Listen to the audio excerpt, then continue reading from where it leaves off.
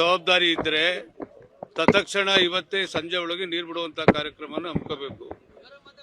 ನಮ್ಮ ನಾಯಕರಾದಂಥ ಕುಮಾರಣ್ಣವರು ನಿರಂತರವಾಗಿ ಸರ್ಕಾರದ ಜೊತೆ ಸಂಬಂಧಪಟ್ಟಂತ ಇಲಾಖೆಯ ಕಾರ್ಯದರ್ಶಿಗಳ ಜೊತೆ ಸಂಪರ್ಕದಲ್ಲಿದ್ದಾರೆ.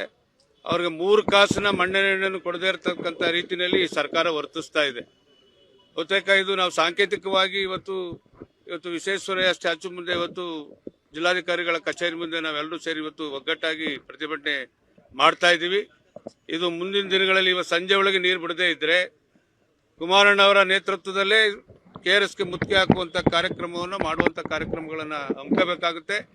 ಆ ನಿಟ್ಟಿನಲ್ಲಿ ಸರ್ಕಾರ ಇವತ್ತು ಹಿಂದೆ ಇತಿಹಾಸ ಇದೆ.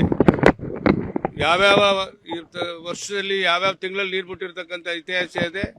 ಈಗಾಗಲೇ 2018ರಲ್ಲಿ ಅಪ್ರೂವ್ ಆದಂಥ ಕೆಲಸಗಳನ್ನು ಇನ್ನೂ ಪೆಂಡಿಂಗ್ ಇಟ್ಟುಕೊಂಡು ಯಾವನಿಗೂ ದುಡ್ಡು ಮಾಡಿಕೊಡುವಂಥ ನಿಟ್ಟಿನಲ್ಲಿ ಇವತ್ತು ನೀರು ನಿಲ್ಲಿಸಿ ಇವತ್ತು ರೈತರ ಮೇಲೆ ಬರೆ ಎಳಿತಾ ಇರ್ತಕ್ಕಂಥದ್ದು ಇಡೀ ಜಿಲ್ಲೆಯ ಜನ ಇವತ್ತು ಹಾಗೆ ನಸುಸೋಗುವಂಥ ಸ್ಥಿತಿ ಬಂದಿದೆ.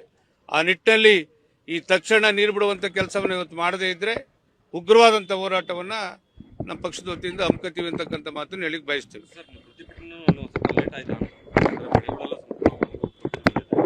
ಈಗಾಗಲೇ ಹಲವಾರು ಬಾರಿ ನಾವೀಗಾಗಲೇ ಪತ್ರಿಕಾ ಮುಖಾಂತರ ನಮ್ಮ ಮುಖಂಡರುಗಳು ಹೇಳಿದ್ದಾರೆ. ಅದಕ್ಕಿಂತ ಮಿಗಿಲಾಗಿ ಕುಮಾರಣ್ಣವರು ನಿರಂತರವಾಗಿ ಕಳೆದ ಒಂದು ವಾರದಿಂದ ನೀರು ಬಿಡಲಿಕ್ಕೆ ಕ್ರಮ ತಗೋಬೇಕು, ಲೋಕಸಭಾ ಸದಸ್ಯರಾಗಿ ನನ್ನ ಜವಾಬ್ದಾರಿ ಇದೆ ಅಂತಕ್ಕಂಥ ಮಾತನ್ನು ಹೇಳ್ಕೊ ಬಂದಿದ್ದಾರೆ.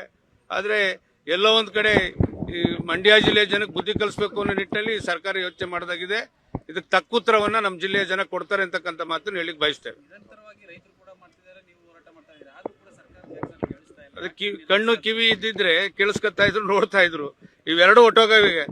ಇವತ್ತೇನಿದ್ರು ದುಡ್ಡು ಮಾಡಬೇಕು, ಅವ್ರ ಇದನ್ನ ಉಳಿಸ್ಕೋಬೇಕು ಅನ್ನೋಷ್ಟು ಮಟ್ಟಿಗೆ ಈ ಜಿಲ್ಲೆಯ ಶಾಸಕರು ಮಂತ್ರಿಗಳಾಗಿ ಜವಾಬ್ದಾರಿ ನಿರ್ವಹಿಸುವಂತವರು ಮಾಡ್ತಾ ಇರತಕ್ಕಂಥ ಹಿನ್ನೆಲೆಯಲ್ಲಿ ಇಂಥ ಸಂಕಷ್ಟದ ಪರಿಸ್ಥಿತಿ ಈ ಜಿಲ್ಲೆಯ ಜನವನ್ನ ದೂಡಿದ್ದಾರೆ.